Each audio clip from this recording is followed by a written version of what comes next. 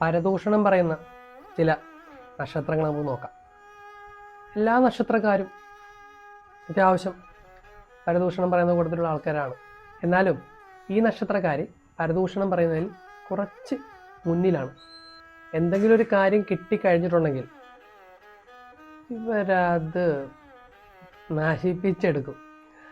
അതുപോലുള്ള കുറച്ച് നക്ഷത്രക്കാരുണ്ട്. ഒരു 10 പേര് കൂട്ടത്തോടെ ഇരിക്കുമ്പോൾ പതി അവിടെ പോയിരുന്ന് ഓരോ കാര്യങ്ങളൊക്കെ ഇങ്ങനെ സംസാരിച്ച് അപ്പുറത്തെ വീട്ടിലെ ഇപ്പുറത്തെ വീട്ടിലെ അല്ലെങ്കിൽ ആരുടെയെങ്കിലും എന്തെങ്കിലും ഒരു കാര്യം കിട്ടിക്കഴിഞ്ഞാൽ അതിങ്ങനെ പറഞ്ഞ് നടക്കുന്ന കുറച്ച് നക്ഷത്രക്കാരുണ്ട്. ഈ നക്ഷത്രക്കാർ കരക്കമ്പി അടിക്കാൻ മിടുക്കന്മാരായിരിക്കും. കാരണം ഒരു കരയിൽ നിന്ന് അടുത്ത കരയിലേക്ക് സെക്കൻഡ് വ്യത്യാസത്തിന് പറപ്പിക്കുകയാണ് പരദൂഷണം പറഞ്ഞ്. അങ്ങനെയുള്ള കുറച്ച് നക്ഷത്രങ്ങൾ നമുക്ക് നോക്കാം. പിന്നെ ഈ പറയാൻ പോകുന്ന എല്ലാ നക്ഷത്രക്കാരും പരദൂഷണത്തിൽ വിദഗ്ധന്മാരാവണമെന്നില്ല. ആ നക്ഷത്രക്കാരുടെ രാശിയുടെയും ഗ്രഹനിലയുടെയൊക്കെ അടിസ്ഥാനത്തിൽ ഏറ്റക്കുറിച്ചിലൊക്കെ ഉണ്ടാവുന്നതാണ്. അപ്പോൾ നക്ഷത്രത്തിലേക്ക് നമുക്ക് പോവാം.